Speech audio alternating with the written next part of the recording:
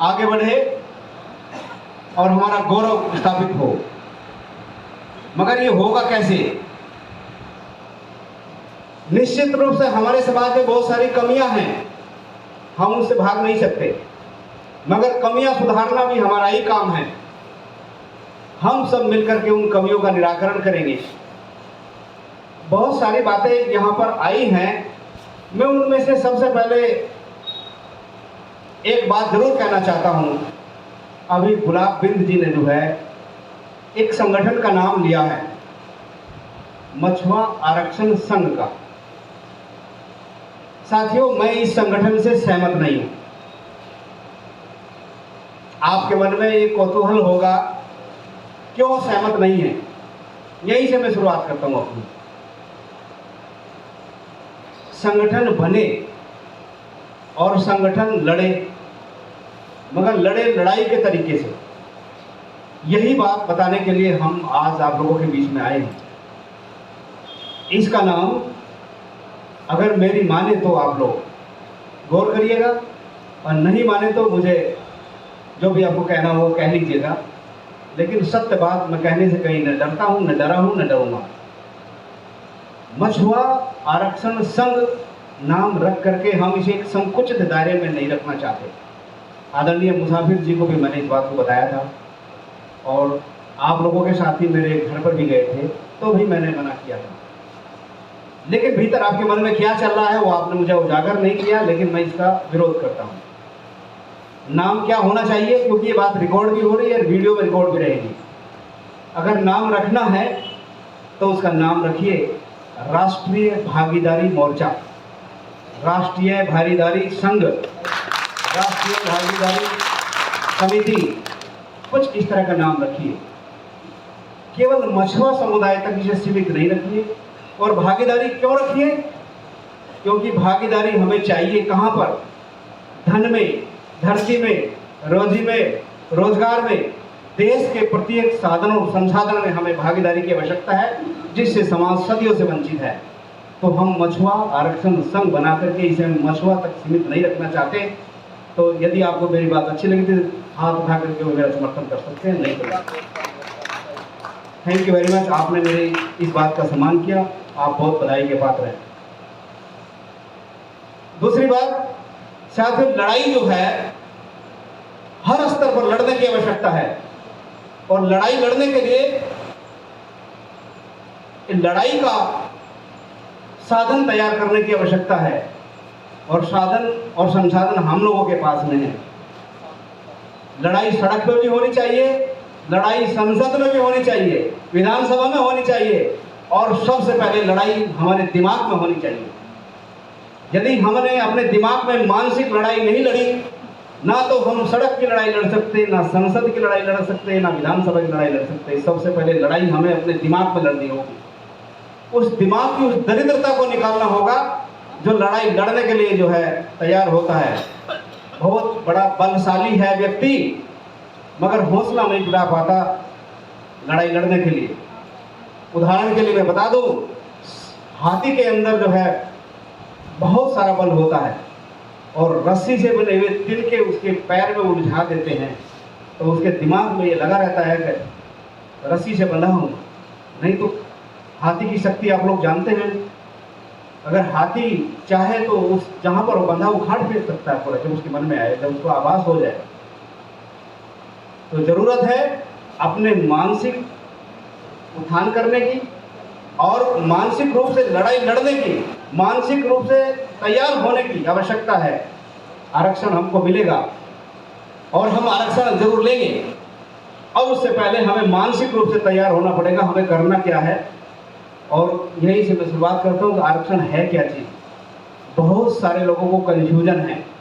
और एक बात और मैं आप लोगों को बता देना चाहता हूँ, मैं यहाँ पर, मेरा जनपद शामली है, मुझे सभी लोगों ने पहाड़ी कहा बोलने के समय, लेकिन मैं पहाड़ी नहीं हूँ। मैं यहाँ पर 23 साल बिता लिए, 23 ईयर्स मैं गाजीपुर में रहा हूँ। 2 साल में, 5 साल में तो खुद ही वोटर्स बन जाते हैं गाजीपुर के, उसी जगह पर जहाँ पर रहते हैं। लेकिन मैं तो 23 साल से यहाँ हूँ, यहाँ का नमक खाया, मिट्टी खाया, यही कहूँगा, ये भी कहूँ, बाहरी नहीं बोलूँ, मुँह भी इसी देश का। तो इसलिए मुझे बाहरी आप लोग ना कहें, कहीं मंच पर कहीं बोलना होगा, मैं यही कहूँ। पीजी कॉलेज में हूँ। पहले हमारे मार्गदर्शक बाबूलाल बलवंत बिंद जी थे, जो हमें दिशा निर्देश देते थे। आज वो इस दुनिया में नहीं, उनके प्रति मैं श्रद्धांजलि अर्पित करता हूँ। और मैं अपने आप को अकेला महसूस कर रहा था, लेकिन हमारे छोटे भाई हमारे बीच में आए, डॉक्टर धर्मेंद्र निशाल जी, मैं इनका हृदय से आभार व्यक्त करता हूँ, स्वागत और सम्मान करता हूँ।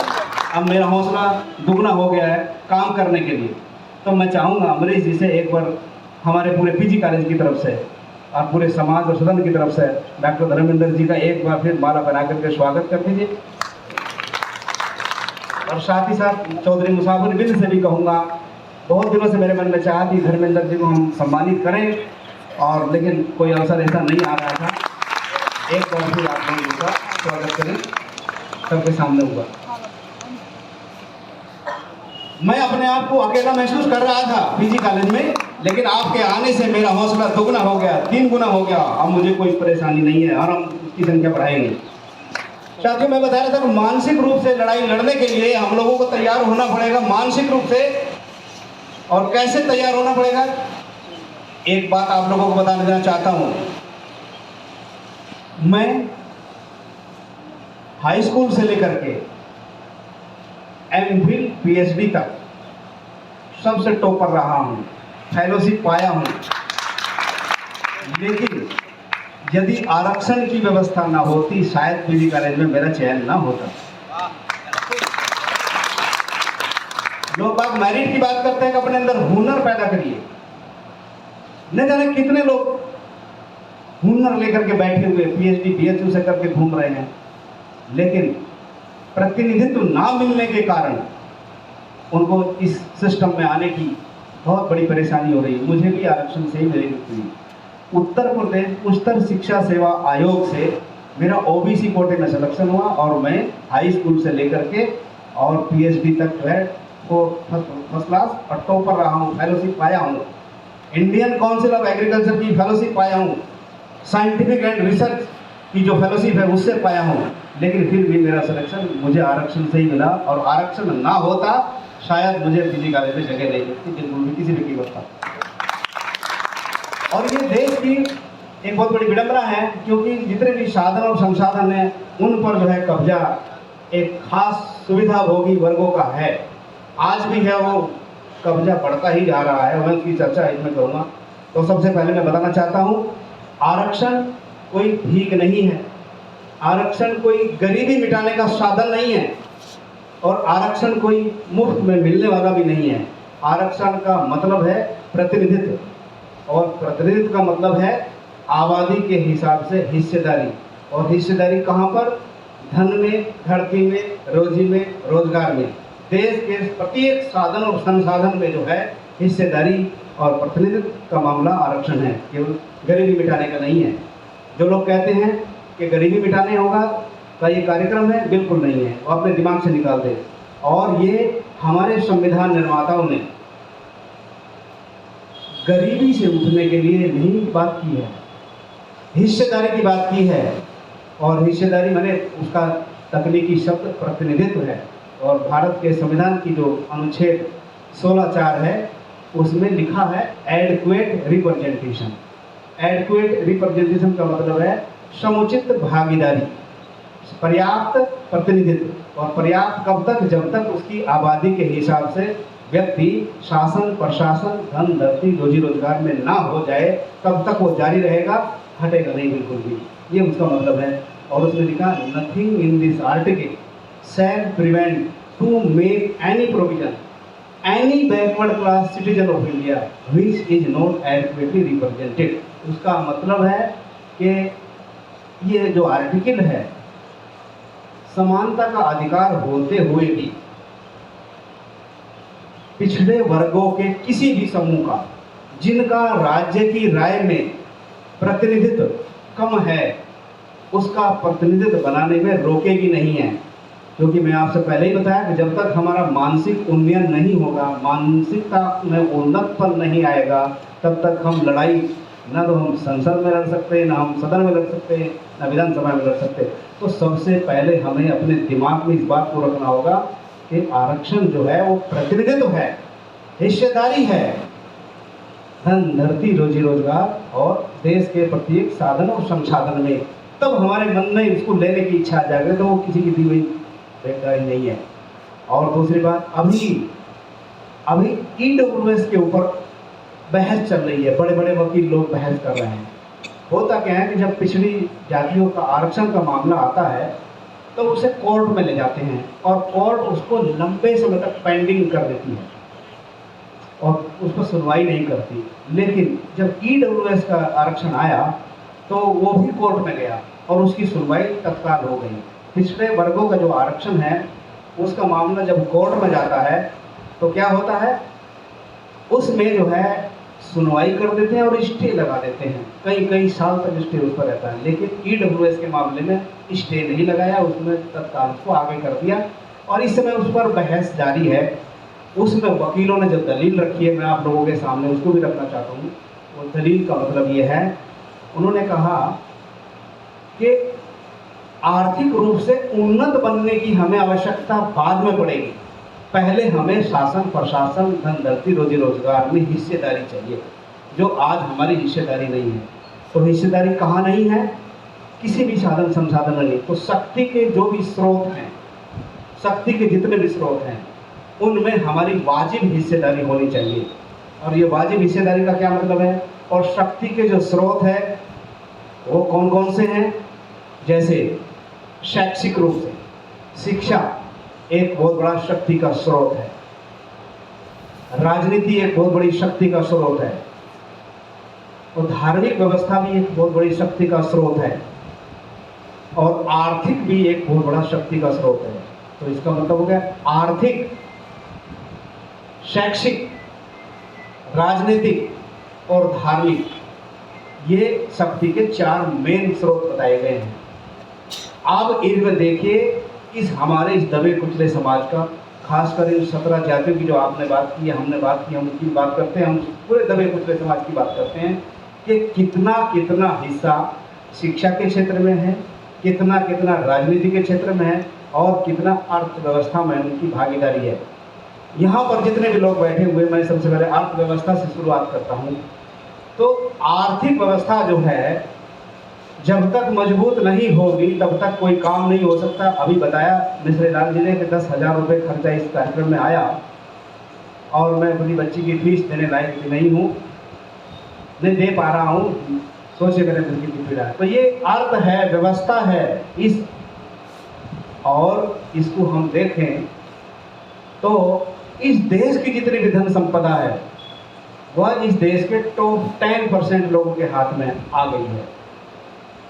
इस देश की जितनी भी धन संपदा है, गौर करिएगा इसकी बात के ऊपर, ये मैंने कहा बहुत बड़ी रिपोर्ट है जिसको बोलते हैं ऑक्सफाम, एक संस्था है वो बनाती है, उसने ये आंकड़ा निकाला है कि जो इस देश की 100% जो धन संपदा है उसमें से 90% धन संपदा इस देश के 10% लोगों के हाथ में चली गई है।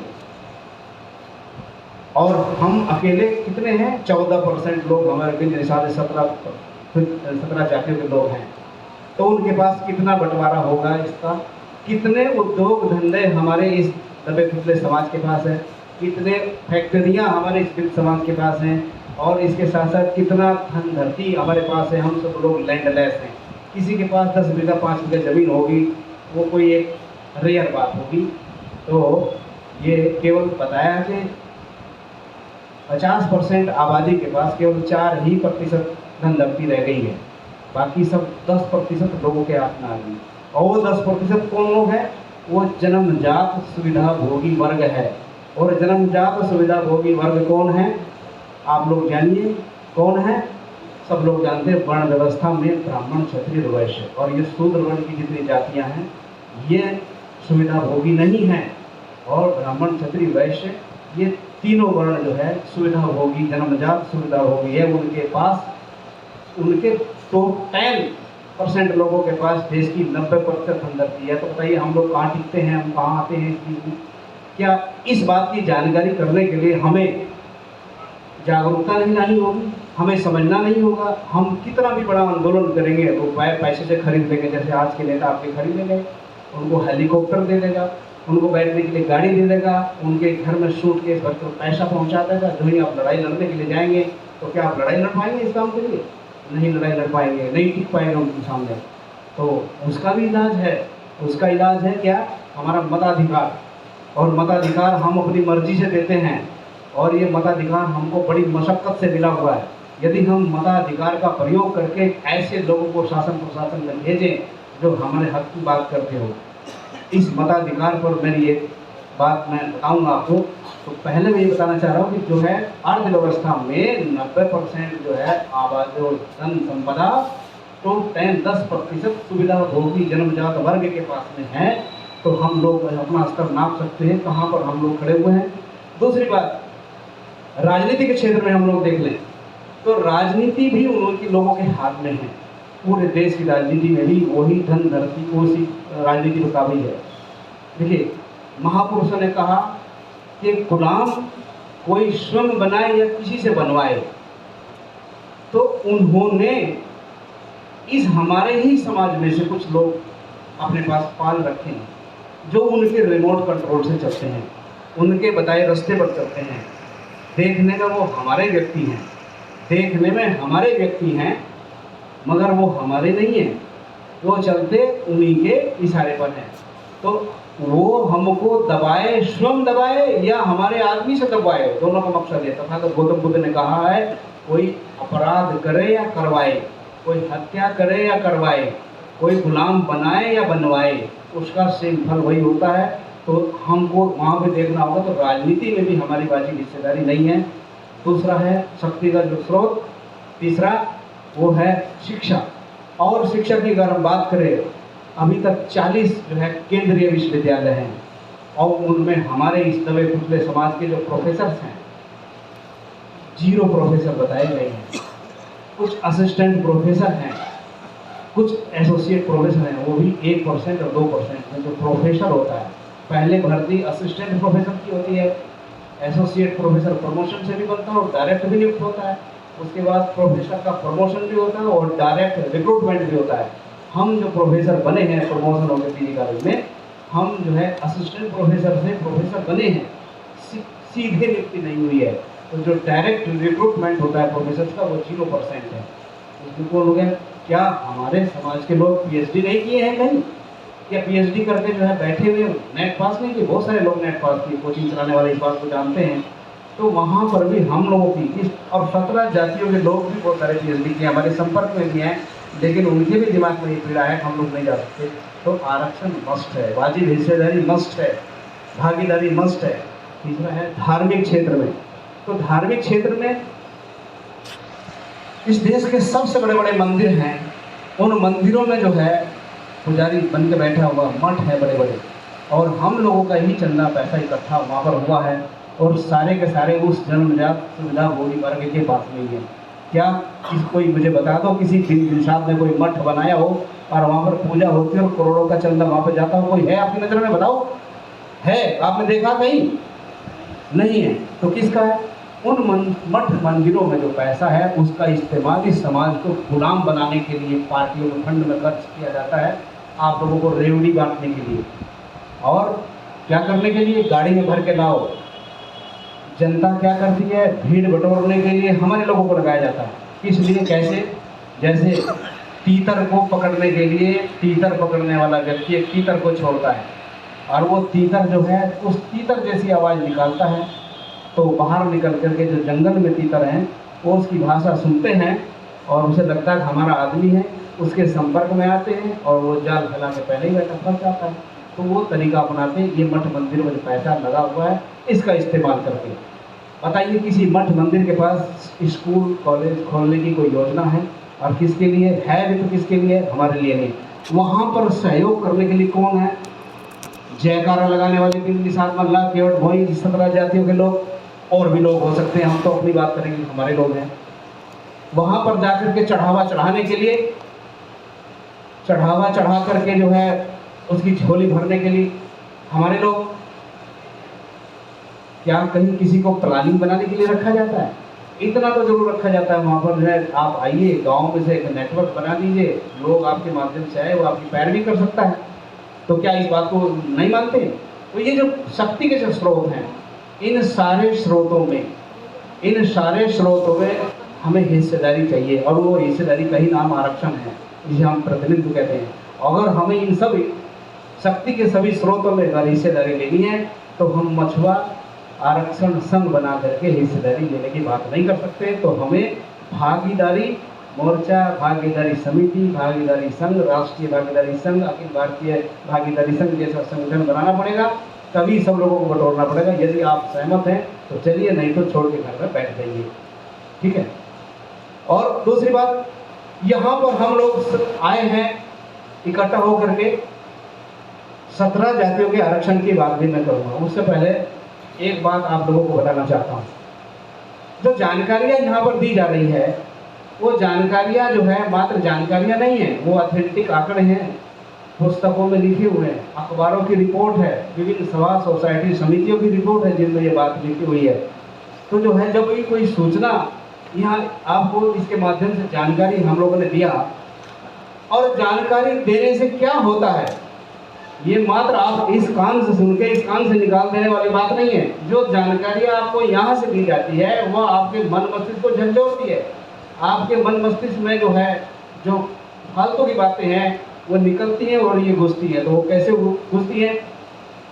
तो जो जानकारी यहाँ देते हैं, जानकारी को अंग्रेजी में इंफॉर्मेशन बोलते हैं, इंफॉर्मेशन। और ये इंफॉर्मेशन दो प्रकार की होती है। एक इंफॉर्मेशन होती है एप्लीकेटेड इंफॉर्मेशन, और एक होती है एप्लीकेबल इंफॉर्मेशन। एक इंफॉर्मेशन माने एक जानकारी ऐसी है जिसका हम लोग प्रयोग कर चुके हैं, और एक जानकारी ऐसी है जिनका हमें प्रयोग करना है, करके समाज को एक तक के लोग। जैसे मनोज जी ने बुद्ध के बारे में चर्चा किया। ये हमें सबको पता है कि तथागत गौतम बुद्ध जी ने 80 साल तक केवल चलते रहे। उन्होंने कोई पार्टी नहीं बनाई, कोई संगठन नहीं बनाया, कोई संघ नहीं बनाया। संघ बना लिया लोगों ने, लेकिन वो लगातार चलते रहे। ये हमारे पास जानकारी है। तो यह एप्लीकेटेड इंफॉर्मेशन है, यानी इस जानकारी का हमने प्रयोग कर लिया। यदि हम भी चलेंगे तो इसी तरह से पूरे समाज को जोड़ करके एक सूत्र में हम पिरो देंगे। इसे बोलते हैं जिस जानकारी का हमने प्रयोग कर लिया। और एक जानकारी ये है जिसका हम एप्लीकेशन कर सकते हैं। जैसे आज इंटरनेट का ज़माना है, इंटरनेट के माध्यम से व्हाट्सएप ग्रुप बनाते हैं, और ग्रुप बना करके मैसेज ज़्यादा जनता तक पहुंचाया जा सकता है, गोपनीय तरीके से भी और सार्वजनिक तरीके से भी। तो यह एप्लीकेबल इंफॉर्मेशन है। इस जानकारी का प्रयोग करके हम अपने समाज में क्रांति ला सकते हैं, शिक्षा के ज्योति जगा सकते हैं। आजकल जूम के माध्यम से और ऑनलाइन के माध्यम से भी पढ़ाया जा सकता है। आप अपने घर में बैठ कर भी पढ़ सकते हैं, ऐसा भी सिस्टम आ गया है। लेकिन वो षड्यंत्र भी है और एक फायदा भी उसका है, वो मैं आगे बताऊँगा।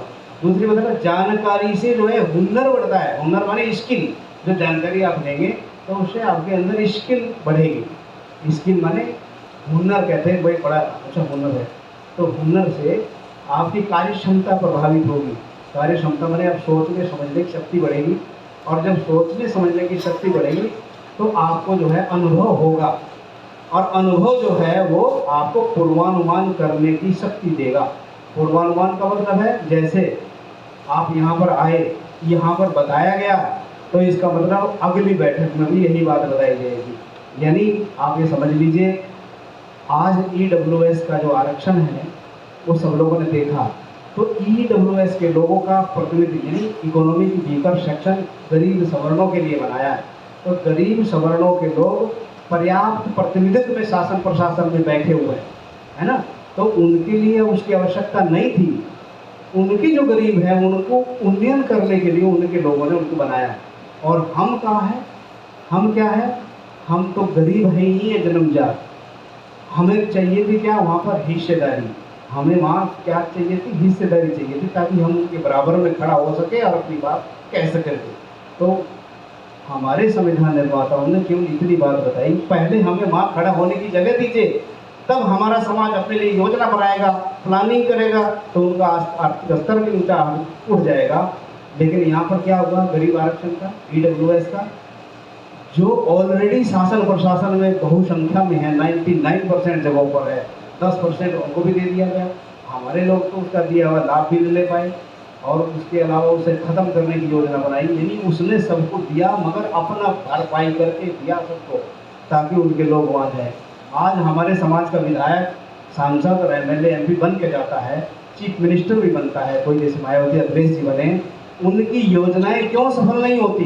क्यों उनको राक्षस और बेकार की चीज़ें बता करके छोड़ दिया जाता है? इसलिए छोड़ दिया जाता है क्योंकि शासन में, इस प्रशासन में जो है, जैसे आईएएस है, आईपीएस है और एसडीएम है, तहसीलदार है, नायब तहसीलदार है, इवन लेखपाल पटवारी तक भी जो है बहुसंख्यक में अपर कास्ट के लोग भरे पड़े हैं। तो उनकी बढ़िया से बढ़िया योजना भी गांव के अंतिम व्यक्ति तक जाने में अवरोध होता है। क्यों अवरोध है? अवरोध होता है इसलिए अवरोध होता है, और अवरोध पैदा करते हैं, किया जाता है। क्यों किया जाता है? ताकि ये योजनाएं इनके समाज में चली गई तो इनके समाज का उन्नयन होगा, हमारा जो है प्रभाव होगा, और जो है इसलिए हम जो है उनकी योजनाओं को बदल के जनता को बताते हैं। अखिलेश खा गया, लालू खा गया, मायावती खा गई। तो इस तरह से जो है वो करते क्या है, कितनी भी बढ़िया योजना बनाएंगे वो वहाँ तक नहीं पहुँचे। उसको पहुँचाने का काम कौन करता है? जो ब्यूरोक्रेसी में बैठा हुआ व्यक्ति है, सचिवालय में बैठे हुए आईएएस पीसीएस हैं, तहसीलदार हैं, लेखपाल हैं, वो पहुँचाते हैं जनता तक, कड़ी को उसके माध्यम से पहुँचाया जाता है। आप आवेदन देंगे, निचले ऊपरी स्तर पर रुक जाएगा, गाली देंगे चीफ मिनिस्टर को कि उन्होंने हमारा काम नहीं किया। इसलिए प्रतिनिधित्व की बात कही थी, भागीदारी की बात कही थी, तो हमें हमारा सबसे पहला काम प्रतिनिधित्व लेने की बात होगी। और रही बात 17 जातियों की, 17 जातियों के आरक्षण का जो मुद्दा है 2006 से चल रहा है, 2005 से।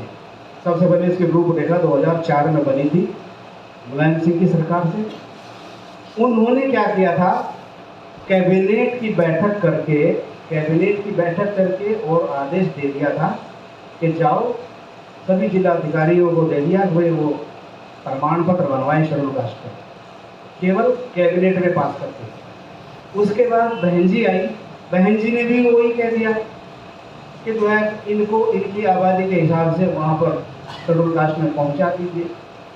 उसके बाद हमारे योगी आदित्यनाथ जी है, उन्होंने भी कह दिया 2014 से लेकर के अब तक का कि हम भी आप लोगों को जो है उसी में जाएंगे।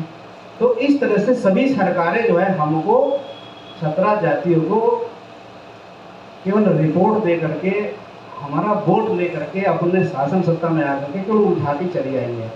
किसी ने भी सम्मानजनक इस तरह का रास्ता नहीं निकाला। और वो रास्ता क्यों नहीं निकाला, क्या रास्ता हो सकता है, इस बात की जानकारी हमारे जितने भी नेता लोग हैं उनको बिल्कुल भी नहीं है। आखिर वो क्या कर सकते थे, ये काम ना करते। उन्होंने 17 जातियों को आरक्षण देने के लिए, शेड्यूल कास्ट में डालने के लिए रिपोर्ट बनाई और फाइल बना करके भेजी। इतना तो काम किया, मगर ये उनको मिलेगा कैसे, इसका रास्ता किसी भी सरकार ने तय नहीं किया। और आज भी तय करने की नहीं सोच रहे। आज भी ये समझते हैं कि 2024 का चुनाव भी केवल इसी मुद्दे पर हो जाए, और वो हम नहीं चाहते। फिर ये समाज उसी तरह का गुलाम बने, इसी तरह के जो है कठपुतली बन करके फिर से जो है वहीं पर जाए। लोग बात कर रहे हैं, वो बात मैं नहीं कर रहा, कर रहे हैं, करते रहेंगे, उसकी बात भी है, मैं उसकी बात भी करूँगा। देखिए, शुरुआत में 2005 में होना क्या चाहिए था, ये बात बताना चाहता हूँ, क्या होना चाहिए था। और यदि हमारा समाज तैयार होता मानसिक रूप से इस बात को समझने के लिए, उस समाज को समझ होती, तो वहीं पर विरोध करता, ऐसे नहीं ऐसे चलो। तो उसी बात को जागरूक करने के लिए हम लोग चाहते हैं कि इस भागीदारी मोर्चे के माध्यम से आप लोग जागरूक होइए। उस बात को हर आदमी से पूछिए, हर नेता से पूछिए, हर विधायक और सांसद से पूछिए, क्या होगा वो जो मैं बताने जा रहा हूँ। यहाँ पर आप लोगों को संज्ञान लेना पड़ेगा तमिलनाडु की सरकार का।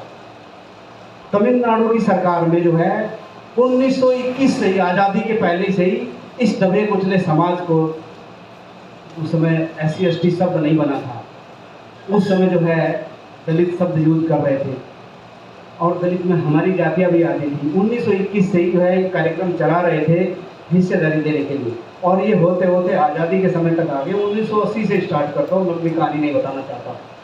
तो 1980 में जो है जो आरक्षण था वहाँ पर तमिलनाडु में, वो बता देना चाहता हूँ। 49% आरक्षण तमिलनाडु में था, 49%, उसमें 49% था 80 में, और 31% जो है आरक्षण ओबीसी को था, और 18% जो है SC ST को था। ST को नहीं था, वो SC SC को था केवल। 18% आरक्षण जो है किसको था? शेड्यूल कास्ट को, और 31% जो है आरक्षण ओबीसी को था 1980 तक। उसके बाद ये मंडल कमीशन आया। जब मंडल कमीशन आया तो उसने पूरे केंद्रीय स्तर पर 27% आरक्षण देने की घोषणा किया। उसके बाद 16 नवंबर 1992 को इंदिरा साहनी बनाम भारत संघ का फैसला आया। तो जब फैसला आया तो उन्होंने ओबीसी के आरक्षण में कटौती करने की बात कही तमिलनाडु में। तब 1994 में जो है 1994 में तमिलनाडु की सरकार ने वो आरक्षण का कोटा बढ़ा दिया गया। तमिलनाडु की सरकार ने आरक्षण का कोटा बढ़ा करके 69% कर दिया अपने। देखिएगा, गौर करिएगा, उधर मंडल कमीशन का फैसला है, इधर तमिलनाडु की सरकार ने अपने स्टेट की पावर का इस्तेमाल करके, अपने राज्य की पावर का इस्तेमाल करके, यानी वहाँ के चीफ मिनिस्टर ने अपनी ताकत का इस्तेमाल करके वहाँ के दबे कुचले लोगों को हक अधिकार देने की दृष्टि से 69% आरक्षण दिया। और वो कैसे कैसे दिया बता रहा हूँ। 31% जो है आरक्षण था वो शेड्यूल कास्ट का था, उसमें से जो है उसे ओबीसी का आरक्षण जो 31% था उसे बढ़ा करके 50% कर दिया गया। गौर करिएगा, 31% को बढ़ा करके कितना कर दिया गया? 50% कर दिया गया। और शेड्यूल कास्ट का जो आरक्षण था 18% वो जुका तो रहा।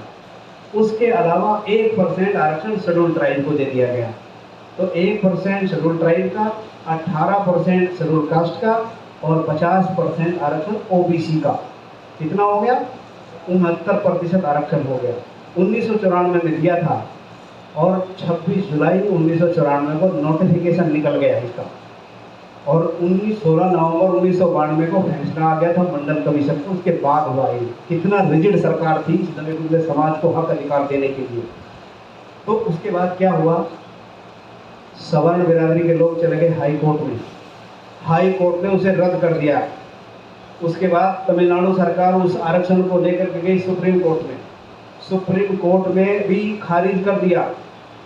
इसके बाद अपने विधानसभा में फिर पारित करके उसने संविधान की 9वीं अनुसूची में डलवाने के लिए डाल दिया। वो 9वीं अनुसूची में डल गया, और आज तक तमिलनाडु में 69% आरक्षण है। देख लीजिए, सरकार अगर चाहे तो क्या नहीं कर सकती।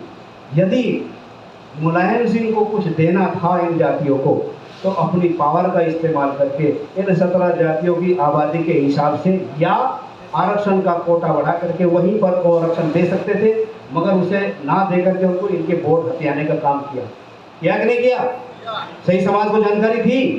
यदि हमारे समाज को जानकारी होती कि ये षड्यंत्र हो रहा है हमारे जातियों के खिलाफ, या हमारे नेताओं को इसकी जानकारी होती, क्या हमारा नेता उसमें आंदोलन करता कि नहीं करता? तो इसे कहते हैं लैक ऑफ इग्नोरेंस, और इसी को हम बोलते हैं मानसिक दरिद्रता। तो मानसिक दरिद्रता तब तक रहेगी जब तक हमारे पढ़े लिखे बुद्धिजीवी युवा जो इस व्यवस्था को समझते हैं, जब तक वो जो है आगे नहीं आएंगे। आप जैसे विद्यार्थी सुनने के लिए आगे नहीं आएंगे, तब तक ये प्रताड़ना इसी तरह की बनी रहेगी। आएगा, मूड बनाएगा। अब ताज़ा उदाहरण सुन लीजिए। झारखंड में 14% ओबीसी का आरक्षण था। झारखंड में कितना था? 14% था। उसे बढ़ा के 27% किया गया। इस प्रकार वहाँ पर 77% आरक्षण हो गया। कितना हो गया? 77% आरक्षण हो गया। शेड्यूल कास्ट और शेड्यूल ट्राइब का मिलाकर के ओबीसी का 27% हो गया। क्या वो सरकार नहीं है? क्या वो चीफ मिनिस्टर नहीं है? यदि योगी आदित्यनाथ जी इन जातियों का भला करना चाहते हैं तो आरक्षण का कोटा बढ़ा के इनको वहीं दे दें, नहीं तो इनकी 14% आबादी है वहीं दे दें। फिर से प्रस्ताव बनाएंगे, फिर से संसद में भेजेंगे। संसद में नहीं भेजेंगे तो उसी आधार पर कोई से कोर्ट में फंसा देगा, फिर 10 साल कोर्ट में मुकदमा लड़ेंगे, फिर कह देंगे ये इनको पावर ही नहीं थी बेचने की। ऐसा ही हुआ ना, जब मुलायम सिंह ने इस प्रस्ताव को भेजा तो गोरखपुर की एक अंबेडकर ग्रंथालय नाम की संस्था ने कोर्ट में लगाया, स्टे हो गया। उसने कहा भाई इनका प्रतिनिधित्व जो है जांचा जाए, क्या वास्तव में शेड्यूल कास्ट में आने लायक है। तो शेड्यूल कास्ट में आने लायक है, इसकी जानकारी करने के लिए उन्होंने सर्वे कराया। तो सर्वे हुआ तो उसे बोलते हैं इथनोलॉजिकल सर्वे। वो इथनोलॉजिकल सर्वे हुआ और गाजीपुर सदर तहसील भी उसमें थी, और मेरठ में बिनौली थी, और पश्चिम उत्तर प्रदेश में देवबंद, सहारनपुर जिले में एक जो है देवबंद जगह है, देवबंद, वहाँ पर थी। तो वहाँ से सर्वे लेना था ये कि जो है किस प्रकार जो है ये क्या ये जातियाँ शेड्यूल कास्ट में जाने लायक है। एक प्रश्नावली बनी, यानी खान पान रहन सहन के आधार पर वो सर्वे था। यानी इसमें उनसे पूछा गया क्या इन जातियों के साथ अछूतपन का व्यवहार होता है। तो अधिकांश लोगों ने कहा हमारे साथ तो नहीं होता, हमारे तो सुबह पंडित जी भी खाते हैं, हमारे घर में भी आते हैं। सब लोग जो है एक तरफा कहा। गाजीपुर के लोगों ने, गाजीपुर के 3% लोगों ने जो सदर में रहते थे उन्होंने केवल कहा हमारे साथ अछूतपन का व्यवहार होता है। रिपोर्ट में लिखा हुआ है, गाजीपुर का नाम सबसे आगे है। मगर पश्चिम उत्तर प्रदेश में जितना भी सर्वे हुआ किसी ने नहीं कहा। सबने कहा हमारा तो छुआ, हर पंडित जी खाता है, हर जाति, हम तो पानी के मालिक है, पानी हमारे हाथ में, हम पानी वाली बिरादरी के ही लोग हैं, और हमारा छुआ तो सब खाते हैं, हम तो मछली मारने वाले यही करने वाले लोग हैं, सब कहा उन्होंने। तो रिपोर्ट बनी, तो रिपोर्ट में कहा गया ये 17 जातियाँ सामाजिक, आर्थिक और राजनीतिक रूप से कमजोर जातियां हैं, मगर इनके साथ 1% ही अछूतपन का व्यवहार होता है। अछूतपन का व्यवहार 99% नहीं हो सकता, 100% होता है, 1% से काम नहीं चलेगा।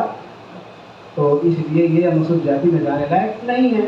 मीरा कुमार जी उस समय सामाजिक अधिकारिता न्याय मंत्री थी, और ये कोर्ट में दाखिल हो गया, इसी आधार पर रिपोर्ट खारिज हो गई अछूतपन का। तो अनुसूचित जाति में जाने के लिए अछूतपन का होना अनिवार्य है। उसके लिए वही जातियां शेड्यूल कास्ट में जा सकती हैं जिनके साथ अछूतपन का व्यवहार होता होगा। तो शेड्यूल कास्ट की परिभाषा क्या होगी ये भी जानना आप लोगों को जरूरी है। कैसे उसकी परिभाषा क्या है?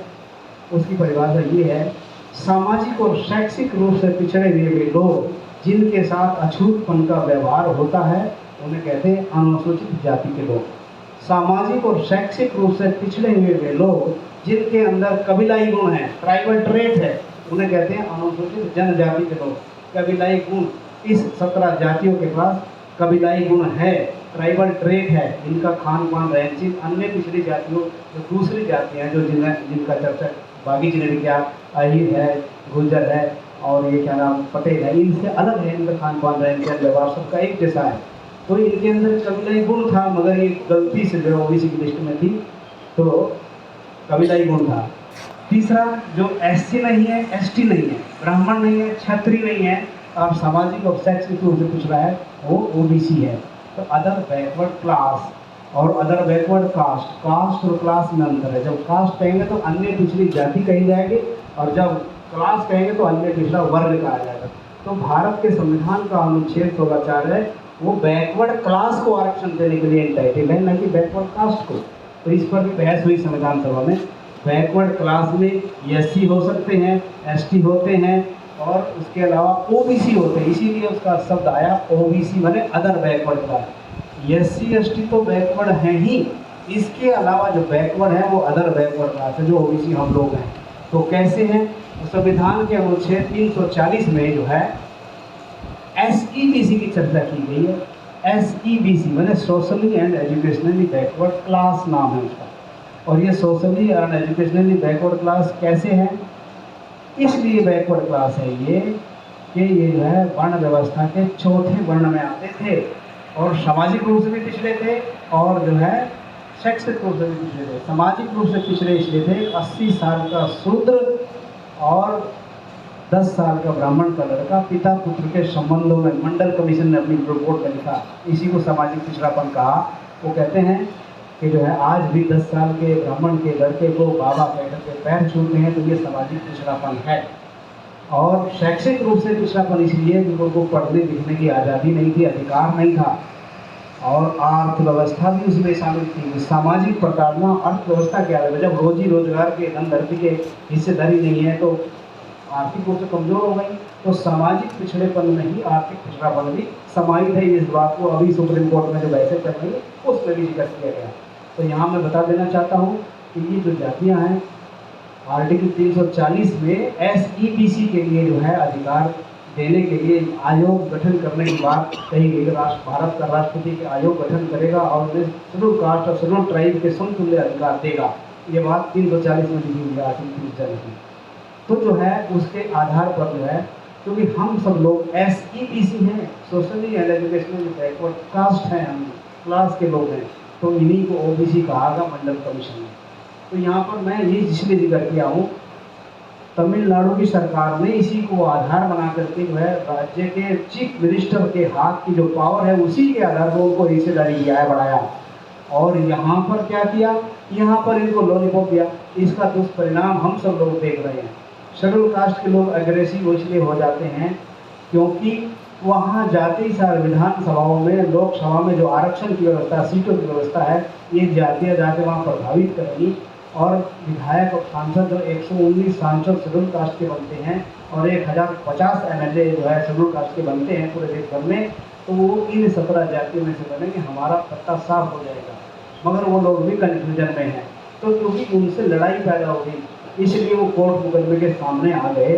तो ये जातियाँ उनके साथ टकराने लगी, वो जातियाँ इनके साथ टकराने लगी, क्योंकि कुछ परिणाम निकला और हमारे समाज को कुछ नहीं मिला। हम ASC और OBC की लड़ाई के बीच में लड़ कर रह गए, हक अधिकार की बात किसने नहीं की। तो यहाँ पे इसलिए बताया, यदि हम नए सिरे से लड़ाई लड़ना चाहते हैं, आज अखबार के माध्यम से, टीवी के माध्यम से बहुत सारे नेताओं के बहुत सारे बयान हम लोग सुनते हैं, यदि वो इस मकसद में कामयाब होते हैं तो उनका भी साथ देंगे हम, कोई बात नहीं है।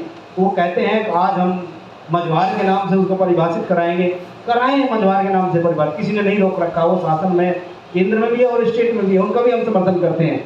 मगर हम इतना जरूर बता देना चाहते हैं, जितना ये फोरम बनने जा रहा है, जिस मकसद को लेकर आज हम लोग बैठे हुए हैं, ये मकसद करेगा जहाँ हम हैं हमारी आबादी के हिसाब से हिस्सेदारी हमें चाहिए। अगर वो नहीं होते, वो होगी नहीं, वो होगी नहीं। केवल 2024 में वोट बटोरने का एक फंडा है, क्योंकि योगी जी या कोई भी रिपोर्ट बना करके संस्तुत करेंगे संसद के लिए। अब ये क्या नियम है, मैं आपको नियम बता देना चाहता हूँ। भारत का राष्ट्रपति जो है राज्यों से प्रस्ताव मांगेगा किसी जाति में के स्टेटस को चेंज करने के लिए, चाहे वो सामान्य जाति OBC में जाति हो या OBC से अनुसूचित जाति में जाति हो। तो भारत का राष्ट्रपति अनुच्छेद 341 के अनुसार, अनुच्छेद 341 के अनुसार राष्ट्रपति राज्यों से प्रस्ताव मांगेगा, या यूं कहिए राज्य लोग प्रस्ताव बना के देंगे राष्ट्रपति को। राष्ट्रपति उसको लोकसभा में धरेगा, चर्चा कराने के लिए रखेगा, और लोकसभा से पास होने के बाद वो राज्यसभा से पास होगा। राज्यसभा से पास होने के बाद रजिस्ट्रार जनरल ऑफ इंडिया के टेबल पर जाएगा। उसके बाद रजिस्ट्रार जनरल ऑफ इंडिया एक नोटिफिकेशन जारी करेगा, और वो नोटिफिकेशन पुनः फिर राज्यों को देगा। फिर पूरे वहाँ का चीफ मिनिस्टर फिर एक नोटिफिकेशन जारी करेगा सभी जिलाधिकारियों को, इनको इस जाति का प्रमाण पत्र दे दिया जाए। ये प्रक्रिया है। अब आप समझिए, उत्तर प्रदेश सरकार ने यदि प्रस्ताव बना करके केंद्र सरकार में भेजा लोकसभा में पास करने के लिए, वहाँ पर उपस्थित शेड्यूल कास्ट के 119 सांसद क्या इस प्रस्ताव को पास करेंगे? क्या आपको अंदाजा है पास करेंगे? क्यों नहीं पास करेंगे? क्योंकि वो कहेंगे 17 जातियों के आते साल 14% आबादी होगी, तो 14% में से शेड्यूल कास्ट का विधायक सांसद तो इन्हीं का होगा, हमारा कहाँ से आएगा? तो वो कभी पास नहीं कर सकते बिल्कुल भी। पार्टी का विहित भी जारी होगा, एक मुद्दे पे एक हो जाएंगे। दूसरा, बाई दफा लोकसभा से पास हो गया तो राज्यसभा में वो भी अटकेगा, वहाँ भी आरक्षण है। यदि वहाँ पर हो गया तो सामाजिक न्याय अधिकारिता मंत्रालय में रजिस्ट्रार जनरल ऑफ इंडिया बैठा, वो भी अड़ंगा लगाएगा। यदि वहाँ से हो गया तो यहाँ का जो चीफ मिनिस्टर है वो भी नहीं चाहेगा कि ये हो जाए। उसके बाद जिलाधिकारी रोक के बैठ जाएगा, जैसे खरवार में रोक करके बैठता है हर जगह। तो कहाँ कहाँ नहीं है, हर जगह लड़ाई है कि नहीं लड़ाई है? तो यदि इतना मादा रखते हैं सड़क से संसद तक का लड़ाई लड़ने का, तो हम उनका भी साथ देंगे, कोई बात नहीं। लेकिन फिर भी छलावा है। जो सबसे आसान तरीका झारखंड की सरकार का, तमिलनाडु की सरकार ने जो रास्ता अपनाया, यदि वो रास्ता अपनाते ये प्रस्ताव हम लोग भेजेंगे। और हमने कहा भी, हमने प्रतिवेदन भी दिया, तो जो 14% आबादी है हमें अलग से हमारा हिस्सा यहाँ पर दे दीजिए, उसका कोटा बढ़ा दीजिए। और शेड्यूल कास्ट के लोग इसलिए नाराज रहते हैं कि ये जातियाँ वहाँ जाएगी तो हमारा हक खा जाएगी। उनके बीच में भी कन्फ्यूजन है। वो कहते हैं अपना कोटा लेके आए। बड़े बड़े जो आंदोलन चलाने वाले लोग हैं वो भी इग्नोरेंस माने अज्ञानता के आधार पर इन जातियों के प्रति द्वेष की भावना इसलिए रखते हैं क्योंकि ना जानकारी के अभाव में, जानकारी के अभाव में। तो क्योंकि ऑलरेडी लिखा हुआ है, जो कॉन्स्टिट्यूशनल ऑर्डर है 1950 का, कि जितनी भी शेड्यूल कास्ट की आबादी बढ़ेगी उनका प्रतिनिधित्व उतना ही बढ़ जाएगा।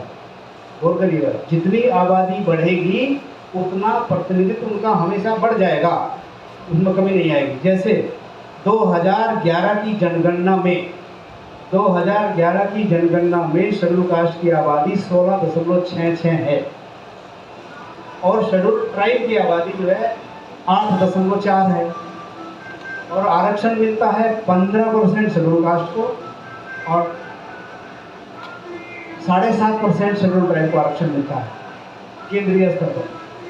लेकिन जो भी जनगणना में आबादी बढ़ी, अरे बंद करो, जो ही आबादी बढ़ी उनका 16.66% आरक्षण बढ़ गया अपने आप ही। तो ए और बी ग्रेड की जो नौकरियां हैं, ए और बी ग्रेड की जो नौकरियां, आप लोगों को ध्यान जाता, ए और बी ग्रेड की जो नौकरियां हैं उनमें जो आरक्षण मिलता है, जो डायरेक्ट रिक्रूटमेंट से होती है, उनमें 16.66 आरक्षण मिलता है। और वो कहाँ से कटेगा? ओबीसी के 27% आरक्षण में से कटेगा। तो इस प्रकार जो है ओबीसी का आरक्षण इस समय 27% नहीं है, केंद्रीय लेवल पर 25.84 आरक्षण है। कितने ओबीसी के लोग जानते हैं इस बात को?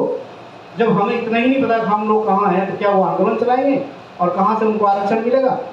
तो जरूरत है हर स्तर पर जानकारी करने के लिए मानसिक खुराक लेने की जरूरत है।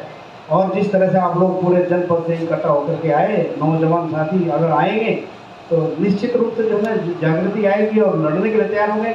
हम समझ लें कि हमें ही बेनिफिट होगा, हमें बेनिफिट नहीं हुआ तो हमारी औलाद को बेनिफिट होगा, हम अपनी औलाद के लिए लड़ाई लड़ने का काम करेंगे। हमारे जीवन में नहीं हुआ तो हमारी औलाद उसका सुख भोगेगी। यदि आज हम डर के बैठ गए तो हमारी औलाद गुलामी का दंश झेलेगी।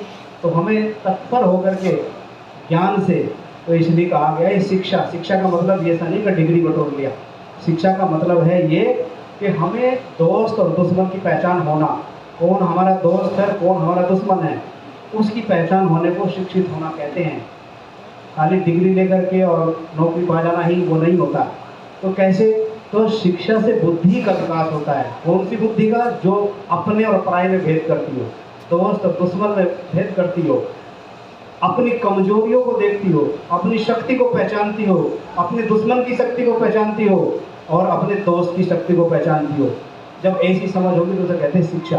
तो शिक्षा से बुद्धि, और कौन सी बुद्धि? वो बुद्धि जो दोस्त और दुश्मन का भेद करती हो, अपने पराये का भेद करती हो, अपने दुश्मन की कमजोरियों का एहसास कराती हो, अपने दुश्मन की ताकत का एहसास कराती हो और अपनी ताकत का एहसास कराती हो, अपनी कमजोरी का एहसास कराती हो।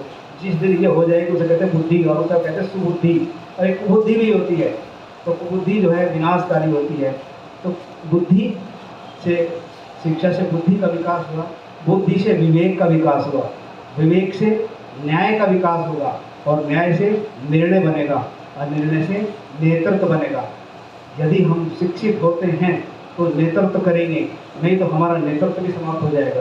और वैसे ऑलरेडी जो है जन्मजात सुविधा भोगी लोगों ने तो वैसे ही शिक्षा का बंटाधार करके हमारे नेतृत्व को खुद ही खत्म करने का प्लान को बना चुकी है। हम लोगों का ध्यान उधर नहीं है। तो हमें हर हाल में जितनी बातें मैंने बताई तो गौर करना पड़ेगा। और उसके लिए जरूरी ये बातें एक दिन में आपके दिमाग में नहीं आएगी, रोज बैठना होगा, हर हफ्ते बैठना होगा, हर महीने बैठना होगा। और संख्या मायने नहीं रखती है। अगर इस गाजीपुर जनपद में 10 लोग भी अगर खड़े हो जाएंगे, पूरे प्रदेश को हिला देंगे, पूरे देश को हिला देंगे। अगर इस तरह से बोल रहे हैं। अभी मनोज जी ने एक बात कही थी शुरुआत में, उन्होंने बताया तथागत गौतम बुद्ध का उदाहरण लेकर के, प्रयास। तो कहते हैं, कौन कहता कि आसमान में छेद नहीं हो सकता? एक पत्थर को तबीयत से उछालो यारो, कहा जाता नहीं? प्रयास करिए। तो प्रयास जब तक हम नहीं करेंगे, प्रयास अंतिम समय तक नहीं छोड़ना, अंत समय तक लगे रहना है। दूसरी बात, एक प्रेरणा हमें लेने की जरूरत है। लोग बात कहते हैं आरक्षण की बात करेगा तो ये तो खुद ही चमारों में चला जाएगा, कहाँ चला जाएगा। लेकिन बाबा साहब भीमराव अम्बेडकर के जीवन चरित्र से एक बात सीखने की जरूरत है। कितने भी विषम परिस्थिति हो, कोई सुनने वाला हो चाहे ना सुनने वाला हो, कोई विरोध करे चाहे लड़ाई करे चाहे कितना भी आंदोलन करे, लेकिन अपनी बात कहने से डॉक्टर भीमराव अम्बेडकर कभी नहीं चूके। अपनी सच्चाई की बात कहने से कभी नहीं चूके। विषम परिस्थिति थी उस समय, कोई भी अछूत को बैठने नहीं देना चाहता था, पढ़ने नहीं देना चाहता था, मगर उन्होंने उसकी परवाह किए बगैर हर परिस्थिति में, हर स्थिति परिस्थिति का मुकाबला करते हुए सत्य बात कहना नहीं छोड़ा, और उसी का अनुसरण आज हम भी करें। तो आज वो भी आप अपने मन में संकल्प ले लीजिए कि कोई भी परिस्थिति आए, कितना मित्र प्यारा हो, अगर झूठी बात कह करके समर्थन मांगता, बिल्कुल भी समर्थन करने की आवश्यकता नहीं है। सत्य की बात पर अड़े रहना और सत्य की जीत होगी हमेशा।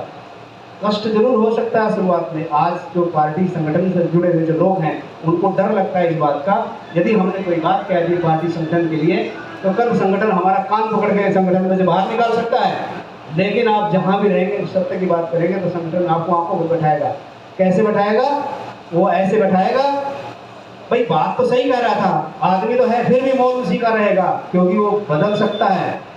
शिक्षा और शिक्षा देने वाला बहती हुई धारा को बदल सकता है। आप लोग भी बदल सकते हैं यहाँ पर बैठे हुए, और आप लोग जो है ना फालतू में नहीं बैठे हुए, आप लोग बहुत ही क्रांतिकारी हुआ जो पेशेंस के साथ लगभग 1 बजे से 11 बजे से यहाँ पर बैठे हुए इस बात को सुनने के लिए। और मैं अपने आप को धन्य समझता हूँ, मैं अपने भीतर क्या लेके बैठा हूँ और आप लोग मेरी बात सुन रहे हैं। अगर 1% भी आप लोगों ने मेरी बात पर अमल किया तो मैं समझता हूँ गाजीपुर जनपद नहीं, पूरा देश इस बात को जो है आगे आएगा। और मैं आह्वान करता हूँ इस गाजीपुर जनपद के सभी नौजवानों को, आप आइए, सप्ताह में 10 दिन में 15 दिन में एक मीटिंग लगाइए, और जितना भी आप लोगों को शिक्षित किया जाएगा हम सब समय दे करके आप लोगों को शिक्षित करेंगे। तो मैं बता रहा था, जानकारी से हुनर बढ़ता है, हुनर से हुनर माने स्किल और इफिशिएंसी बढ़ती है, क्षमता बढ़ती है, और उसके बाद दक्षता बढ़ती है, और कार्य का अनुभव होता है काम करने का, और काम करने का जो अनुभव है वो आपको पूर्वानुमान का ज्ञान कराता है, कल क्या होने वाला है, राजनीति में क्या होने वाला है। तो ये तब तक नहीं हो सकता जब तक आप जानकारियों से अछूते हो। तो जानकारी देने के लिए बुद्धिजीवियों की, अपने समाज के अगुवा लोगों की बात सुनी होगी। और एक बात और बताना चाहता हूँ, सबसे बड़ी बात होती है प्रेरणा की। तो प्रेरणा का मतलब क्या होता है, मैं उसका जिक्र नहीं करना चाहता, लेकिन क्योंकि एक कहावत के रूप में है। जामवंत का नाम आप लोगों ने सुना है ना, जामवंत का। और रामचरितमानस के चौपाई में जामवंत के वचन सुहाए, है ना। हनुमान जी को, ये चाहे कल्पना हो चाहे वो हो, लेकिन इसके अंदर छुपा एक सार है। हनुमान जी को ये नहीं पता था आपके अंदर समुद्र पार करने की शक्ति है, मगर जामवंत ने उसे बताया कि आपके अंदर तो अपार क्षमता है, समुद्र लांघ सकते हैं। तो जामवंत के वचन सुहाए, उन्होंने एक बात बताई तो तुरंत छलांग लगा दी। तो शिक्षक जो होते हैं वो इस भूमिका में होते हैं, विद्यार्थियों के अंदर जो छुपी हुई क्षमता है उसको जो है उभार करके उसको अवगत करा देते हैं, और इसके बाद वो बड़े से बड़े काम कर सकता है। तो हम शिक्षक लोग हैं, हम यही अपेक्षा करते हैं। प्रत्येक विद्यार्थी को दिखता नहीं है, प्रत्येक विद्यार्थी को दिखता नहीं है उसके अंदर कितनी अपार क्षमता है, तो उस अपार क्षमता को शिक्षक की अवगत कराना। प्रत्येक व्यक्ति के अंदर 4 तरह के गुण होते हैं, और 4 तरह के गुण कौन से होते हैं? अपने बारे में नहीं जानता विद्यार्थी मैं कैसा हूँ, और समाज को उसके बारे में नहीं जानता ये कैसा है। दूसरी बात, समाज जानता है मिश्री लाल जो है बहुत बड़ा नेता हो सकता है, लेकिन मिश्री लाल को ज्ञान नहीं है इस चीज़ का। अभी समाज जानता है कि मिश्री लाल बड़ा नेता हो सकता है, लेकिन उसको नहीं पता है। तीसरी बात ये होती है कि मैं जान रहा हूँ मैं क्या कर सकता हूँ, मगर मेरा समाज मुझे नहीं जानता। होता है कि नहीं? मिश्री लाल बहुत अच्छा काम कर सकते हैं, लेकिन हमारा समाज उसको नहीं पहचानता। और चौथी बात ये होती है, ना तो समाज ही जानता ना अपने जानता क्या होता है वो। तो शिक्षक जो होता है उसको बताता है तुम्हारे अंदर क्षमता है, वो बड़े से बड़े काम कर जाता है। हर आदमी अपने अंदर झांक के देखिए, मेरे बारे में समाज क्या कहता है और मैं समाज के बारे में क्या कहता हूँ, मूल्यांकन करिए। इसी तरह तथागत गौतम बुद्ध ने जितने भी संघर्ष करने वाले लोग हैं उनकी 4 श्रेणियां बताई। एक श्रेणी वो बताई जो अपने भी संगठन के लिए चलता है और दूसरों को भी चलाता है। एक व्यक्ति वो है ना तो अपने ही चलता है और दूसरों को जाने से भी रोकता है। एक व्यक्ति वो होता है अपना सर्वस्व लुटा करके सारा संगठन के प्रति दान कर देता है, काम करता है। जैसे अभी राकेश जी ने कहा, मैं आज ही कह दूंगा, एक व्यक्ति वो होता है जो अपने भी चलता है और संगठन को भी चलाता है। ये 4 श्रेणियां हैं। तो आप यहाँ बैठे हुए अपने आप को अंदाजा लगा लिए हम किस श्रेणी में आते हैं। मैं फिर से श्रेणी बता देता हूँ।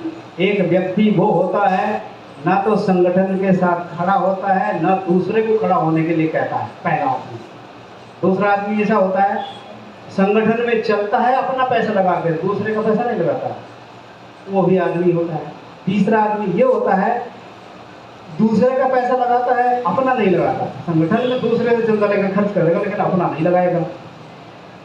और चौथा आदमी वो होता है, अपना भी लगाएगा और दूसरे का भी लगाएगा। तो आप तो भी अपने आप को कैसे हैं? तो जो ना तो अपने ही जाता और न दूसरे को देता, ना अपना ही खर्च करता ना दूसरे का खर्च करता, उसके बारे में उन्होंने कहा कि ऐसा व्यक्ति समाज के किसी काम का नहीं है। और कैसा बताया? ऐसा बताया जैसे शमशान घाट में पड़ी हुई वो लकड़ी जिसके दोनों सिरे जल गए हैं और बीच में उसका कोई मैला लगा हुआ है, ऐसे प्रकार का वो व्यक्ति है। ना तो वो व्यक्ति, वो लकड़ी जो है जंगल की शोभा रही, कट के आ गई, और न ही वो जलावन के काम आ सकती। तो इसलिए वो व्यक्ति ऐसा है जैसे शमशान घाट में पड़ी वो लकड़ी जिसके दोनों सिरे जल गए हैं, बीच में मैला लगा हुआ है, वो किसी काम का नहीं है। जो अपने भी नहीं चलता, दूसरे को भी नहीं चलने देता, अपने भी सहयोग नहीं करता, दूसरे को भी सहयोग नहीं करने देता। इसलिए वो कोड है पूरे समाज का। दूसरी बात ये बताइए, अपना पैसा लगा करके संगठन के लिए चलता है, उसको भी खराब बताया। अपना नहीं लगाना है, सबसे काम लेना है, वो भी उसको भी अच्छा नहीं बताया। तीसरा, जो दूसरे का लगवाता है, दूसरे का लगाता है, अपना नहीं लगाता, उसको भी खराब बताया।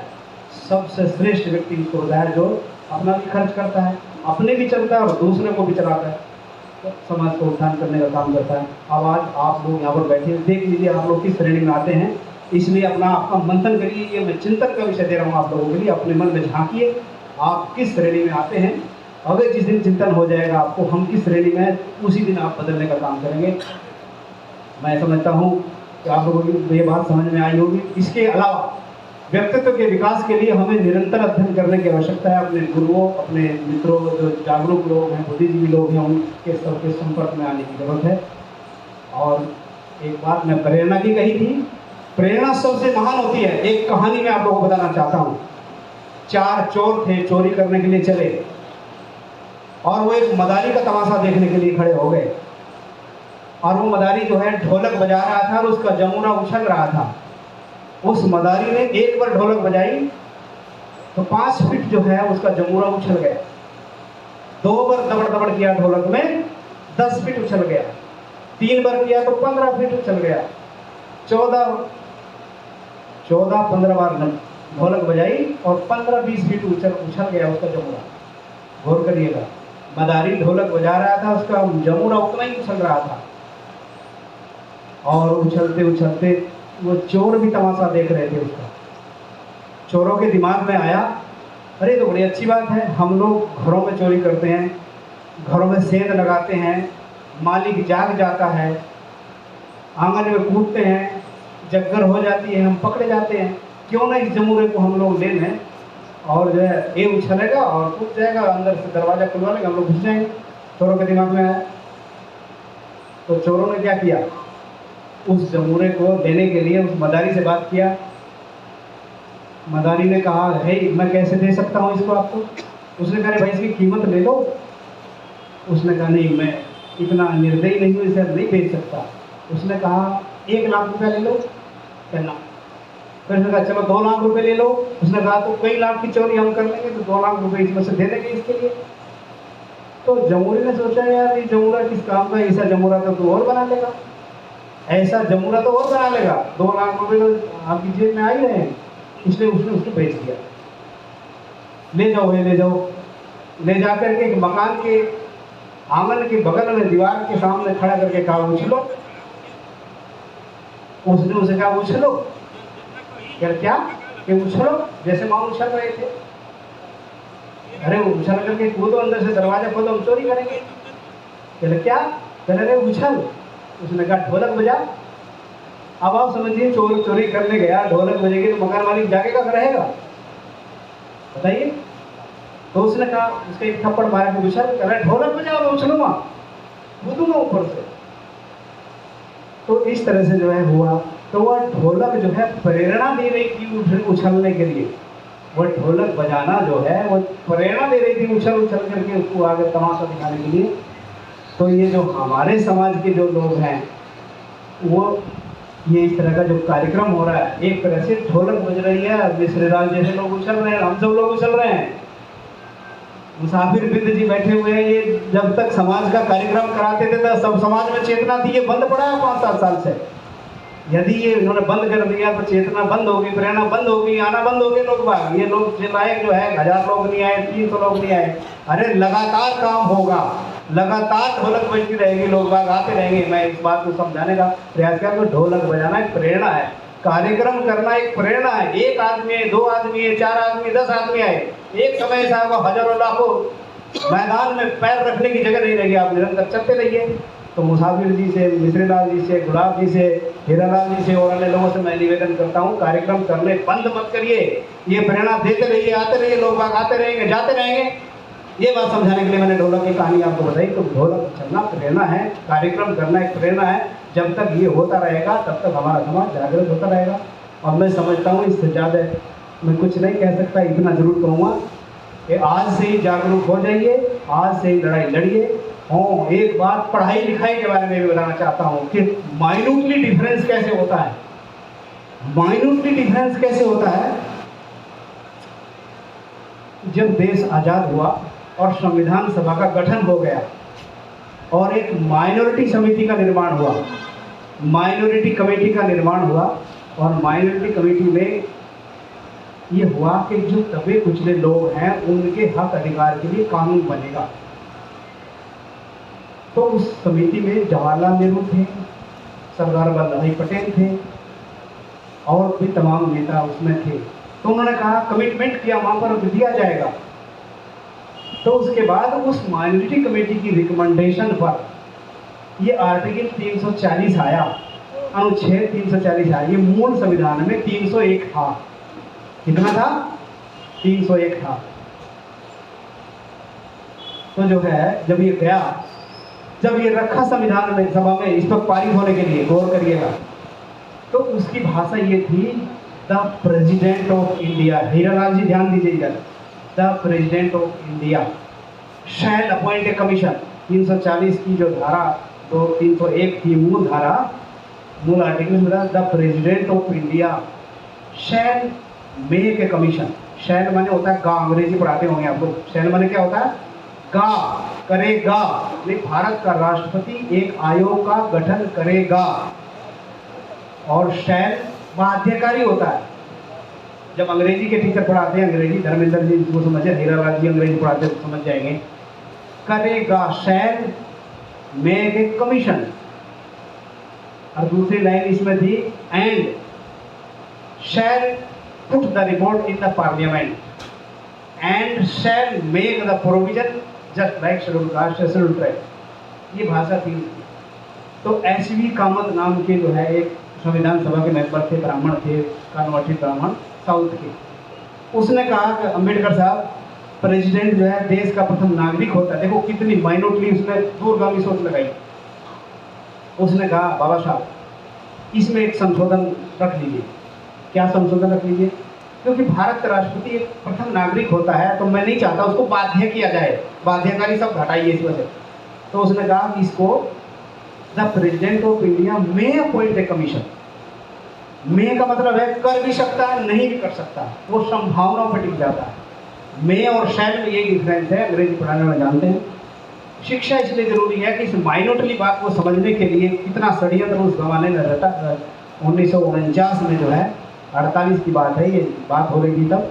तो उसमें कहा शैल को बदल करके मे करवाया गया। कैसे करवाया गया उस पर भी बाबा साहब अडिग रहे। उसके बावजूद भी उसमें वोटिंग हुआ, वोटिंग में बाबा साहब हार गए, उसमें शैल की जगह पर मे हो गया।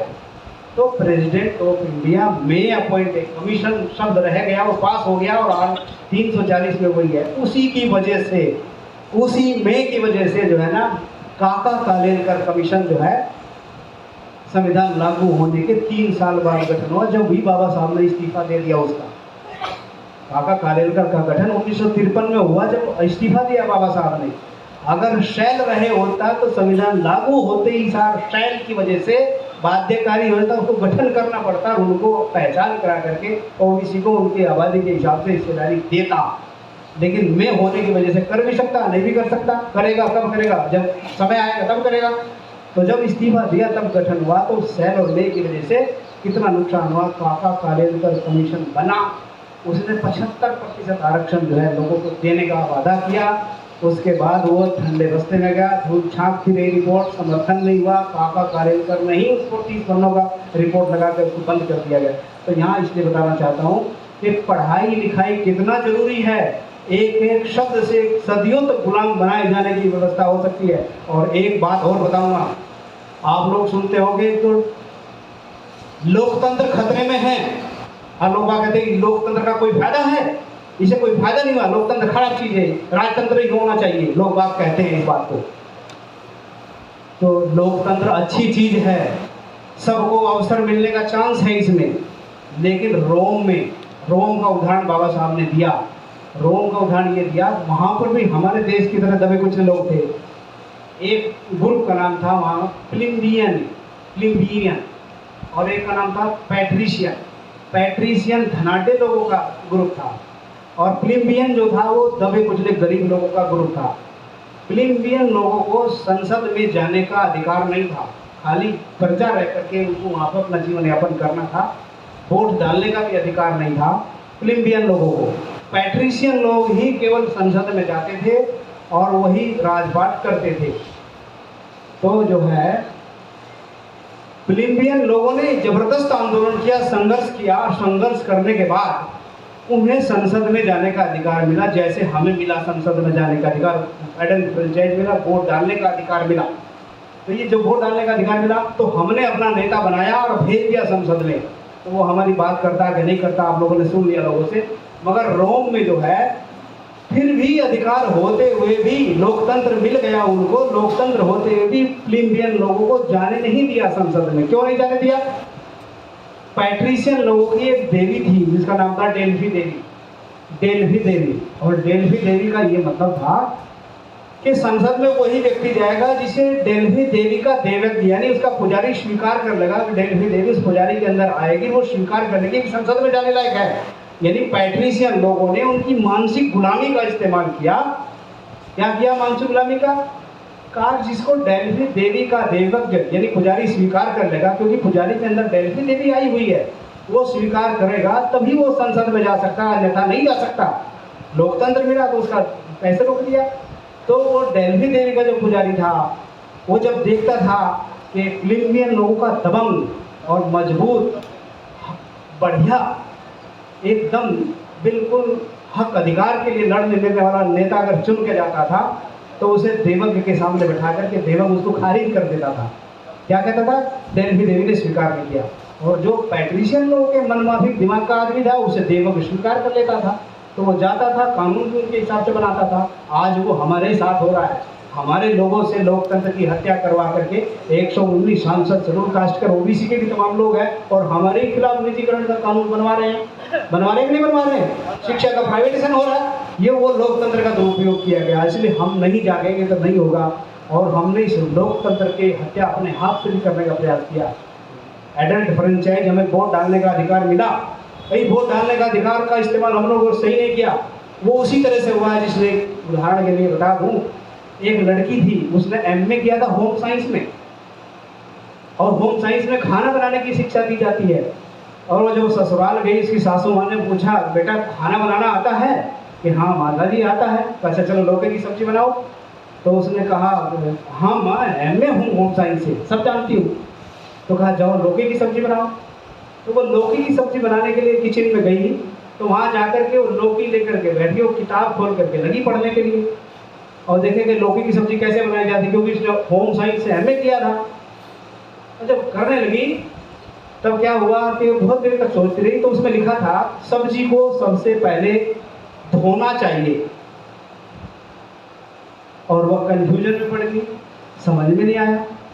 इतने में बैठी नहीं सोचती रही कि धोऊं तो कैसे धोऊं, साबुन से धोऊं कि सर्फ से धोऊं, समझ में नहीं आया कैसे धोऊं। तो इतने में सासू माँ अंदर आ गई, लगे बहू बहुत देर लगा दी, सब्जी नहीं बनी अभी तक। मतलब माता जी इसमें लिखा है कि सब्जी को अच्छे तरीके से धोना चाहिए, पर मेरी समझ में नहीं, सर्फ से धोऊं, साबुन से धोऊं, शैम्पू से धोऊं, समझ में नहीं आया। तो वो ठीक उसी प्रकार से हमारा व्यस्त मताधिकार में मिला। हमने किताबों में पढ़ा, हमारे विद्यार्थियों को पढ़ाया, राजनीति शास्त्र की बड़ी बड़ी पाठशालाएं चली, सेमिनार चली, संगठन बने, लेकिन इस व्यस्त मताधिकार का इस्तेमाल करने का तरीका हम लोगों ने व्यवहारिक तरीके से नहीं सीखा। क्यों नहीं सीखा? क्योंकि हमारे नेताओं ने नहीं बताया और हम तो अज्ञानता में थे। तब जिम्मेदारी है हमारे बुद्धिजीवी लोगों की, क्यों मिल करके बहुत बड़ा जन आंदोलन पैदा करे, क्रांति करे, शैक्षिक क्रांति करे, बौद्धिक क्रांति करे और लड़े इस काम के लिए। कौन कहता है काम करने से काम नहीं होगा? तो मैं यही चाहता हूँ जितने भी हमारे समाज के लोग, कम से कम शुरुआत इन 17 जातियों के लोगों में से हो, बिजली साथ में ला के उठ के लड़के जाकर के नेतृत्व करे। क्योंकि शिक्षा से बुद्धि, बुद्धि से विवेक, विवेक से न्याय, न्याय से निर्णय और नेतृत्व तो पैदा होता। मैं पहले ही बताऊं, यदि हम लोग सुन के काम करेंगे निश्चित रूप से हम इस देश के शासक बनेंगे। यदि जंगल में राजा बनने का अगर शक्ति के आधार पर जो है चयन होता, हाथी गेंडा उसका राजा बनता। यदि जंगल का राजा का चयन करना हो तो शक्ति के आधार पर अगर राजा का चयन करना हो तो गेंडा और हाथी में सबसे ज्यादा बल होता है, वही राजा बनता। मगर हाथी और गेंडा तो राजा नहीं बनते। और यदि चतुराई के आधार पर जो है अगर चयन होने की बात हो राजा की, तो लोमड़ी सबसे ज्यादा चतुर जानवर होता है, वो राजा बन जाती। क्योंकि दोनों ही नहीं, दोनों को अवसर नहीं मिला। तो राजा बनने के लिए चाहिए क्या? समझ, सूझबूझ, धैर्य और पूर्वानुमान, सिंहावलोकन, है ना। तो ये सारे गुण शेर के अंदर है। तो यदि शासन बनाना चाहते हो, संख्या पे मत बोलो, हमारी संख्या 3% है। समझदारी विकसित करने का काम करो और देखें कैसे हम लोग इस देश के शासक नहीं बन पाते। इन्हीं शब्दों के साथ में आप लोगों ने मेरी बात सुनी। सभी का बहुत बहुत धन्यवाद। समय मिलेगा तो फिर मैं आप लोगों को सुनाऊंगा। सभी को बहुत बहुत धन्यवाद। जय संविधान, जय भारत।